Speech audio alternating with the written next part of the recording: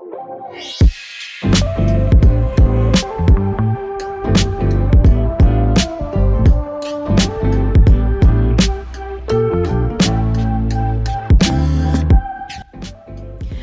back to the Soul Podcasting Podcast. I'm Demetria, and I've been podcasting since 2005. When I first started, I thought podcasting was simple because, hey, I had a mic. I just wanted to record an episode, hit publish, and yep, people were just going to listen to me, right? But I quickly realized how wrong that I was. I remember my first real guest episode. I thought I could just show up, ask a few questions, and it would be just fine. I didn't research the guest thoroughly. I didn't map the conversation the way I should have. And the result was that the conversation sort of meandered, and I ended up spending 6 hours in post-editing trying to salvage that show. The audience didn't know that. All they heard was a slightly off episode. I felt frustrated, exhausted, a little bit invisible. That's the invisible work that I'm going to talk with you about today, because invisible work is the foundation for podcasting. It's the research, the prep, the editing, the follow-up that no one sees, but that makes your podcast feel polished and professional. And in this episode, we're going to dive into exactly what that invisible work is, why it matters, and how to make it intentional without burning yourself out. So here's what we're going to cover today. We're going to talk about what invisible work really looks like beyond recording and editing, how invisible work affects your audience and your own mindset, how to make it intentional, sustainable, and even rewarding. And before we jump in, I'm going to invite you, as always, to grab a cup of tea, coffee, or whatever floats your boat, whatever your favorite beverage is. And I just want you to be comfortable because we're going to get into this topic. I want you to stretch a little bit, take a deep breath, get present in this moment, and we're going to unpack quite a bit today. So let's get started.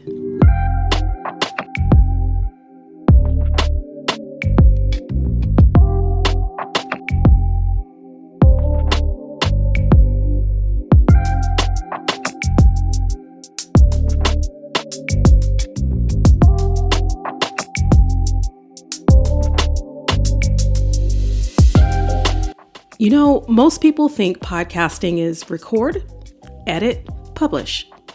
Easy, right? Wrong. Invisible work comes in multiple forms. Number one, planning and content strategy. I spend hours, you guys, mapping out content that aligns with my audience's needs. For example, one episode about growing your podcast started as simple as a list of tips. But when I mapped it to the bigger strategy, I realized it needed personal stories, it needed some examples, and a clear step-by-step framework. That kind of planning added a couple more hours to my prep, but the episode was stronger because of it. So that part, the planning part, is invisible and it is work, but it is worth it. Number two, guest prep and research. I never wing interviews anymore. I spend an hour or so reading articles, watching past interviews of my guests, drafting questions tailored to that specific guest. Once I spent a few days researching a guest's work and their history, and the result was that the conversation flowed more naturally, and the guest told me afterward that it was the best interview they'd ever done. That was, to me, the highest compliment. The audience had no idea how much work went into it, but that's what I call invisible work. You know, editing is more than cutting out the ums and ahs, so that's number three, editing and storytelling. It's about pacing, clarity, and emphasis. So I've spent nights listening to just a single episode a few times and adjusting the timing, improving the transitions, and ensuring that the story that I want to portray to my listener is landing. For example, in one episode, I cut almost 15 minutes of tangents. Doing this made the episode stronger and tighter and more engaging. I don't do this with every single episode, but for the ones that I feel like could use some refining, I'll spend some extra time doing that. And number four, promotion and distribution. After the episode is finished, the invisible work continues. I write show notes, I schedule out social posts, I create visuals, I email subscribers. None of this stuff is glamorous. Okay, it's the stuff we need to do behind the scenes, but it's not the sexy stuff, right? It's the stuff that feels like a grind at times, but it's the thing that compounds over time. A well-crafted promotion strategy can double your engagement, even though it's invisible to your audience, but it is vital. I want you to pause here for a moment and think about your last episode. What invisible work did you invest in that your audience just never saw you do? It's probably a good, 95% of what you do is invisible. So think about the things you're doing behind the scenes that make your podcast run effectively. All right, now let's talk about why invisible work matters. This work is what separates the amateur podcasters from professionals. I've coached podcasters who consistently release episodes, but they skip research, they skip editing. Their content's good, but it doesn't resonate, and their growth is stalling out because of that. So when I lean into invisible work, the episodes feel polished and professional. And I'm not saying uber polished, but like somewhat polished, meaning you're going to craft your story in a way that's presented beautifully to your audience. Conversations with your guests are going to feel more meaningful. Your audience engagement increases because the value is clear to your audience. Again, I do tend to spend a lot of time prepping a guest episode. One that I prepped, I drafted specific questions for her and I anticipated some listener takeaways. And I mapped out those transitions because I knew what I wanted the listener to take from the interview. The result is that not only did the episode perform well, but the guest shared it with their audience, something that wouldn't have happened without the invisible work behind the scenes. So ask yourself which invisible steps that you're skipping that could make your episode stronger or more impactful. Maybe just a few extra minutes of not skipping that one thing could help you to make a bigger impact. Maybe it'll be something that your audience enjoys more because you chose to go the extra mile or the extra inch. Let's talk about the emotional weight of invisible work. This invisible side, it's mentally and emotionally taxing. We're not going to lie. I'm not going to hold you. That's what it is. This constant decision making, it can be exhausting. Which guest, which angle, which topic, how do we go about this? You might carry some self-doubt, like asking yourself, is anyone noticing my efforts? Because you're also not only doing all this work, but very likely you're juggling multiple tasks with limited time. I've been there. I'm still there. I've sat in my studio or office late at night, exhausted, wondering if all this effort was worth it.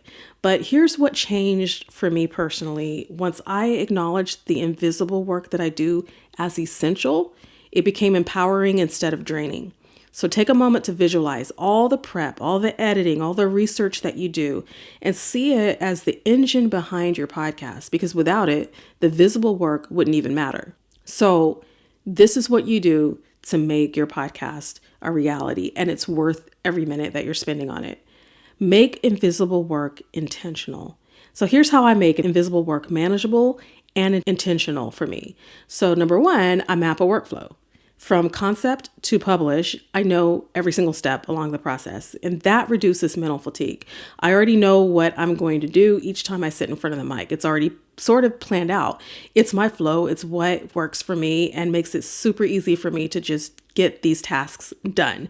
Number two, I batch my tasks, and I've talked about this multiple times, but I will research many episodes in one session, record several episodes in one morning, like I'm doing right now. This is actually my fifth recording of the morning, and then I edit in focused blocks. So today's not my editing day. I'm going to do that another day this week, but this is what happens when I batch. I end up saving energy and increasing my focus, and I can get a whole lot more accomplished this way.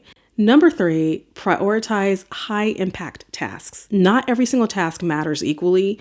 I focus on steps that provide the greatest audience value and impact. And number four, reflect and celebrate on your wins. So what I like to do is pause every week to acknowledge this invisible work I'm doing that nobody sees. And I ask myself, hey, did I craft an amazing intro? Well, then I need to celebrate that. Did I nail a guest interview? I need to celebrate that. Did I deliver a polished episode? I'm going to celebrate that. These moments sustain motivation for me and remind me why I do this work. For example, one weekend I recorded 3 episodes. Today I'm doing 5. And then on that weekend, I edited 1 or 2. I prepped some graphics. No one saw this effort. No one sees it, right? It's just me doing what I do to make my podcasts work. But the week started smooth when I did all of this, and my audience had excellent content to enjoy. So that invisible work mattered to me. And it just feels so good. I mean, when you set out to do something and you accomplish it, you find a system that works for you, you get into a workflow and it becomes part of your lifestyle, that feels good. It's an accomplishment and you should celebrate it. Just to recap and to give you that extra boost of encouragement, I want to say once more that invisible work is not wasted. It's the foundation of impact. Every single hour that you spend researching, editing, and prepping translates into trust, clarity, and engagement for your audience. So, your takeaways for this week is that I want you to remember invisible work is essential and strategic. It's good for you to do this work behind the scenes. It also carries emotional and mental weight, but acknowledging that makes it empowering for you. And intentional workflows like batching and reflection make invisible work sustainable. So to help you make your invisible work purposeful, if you haven't already, whether you've launched a podcast already or you're about to, I'd still love to invite you to download my Launch Confidently podcasting checklist, which guides you through planning, prep, and workflows so your efforts count, whether seen or unseen. And then just reflect on today's question, which is, which invisible task could make the biggest impact if you do it intentionally? And I just want to thank you for spending this time with me, and I'll see you in the next episode. Happy podcasting.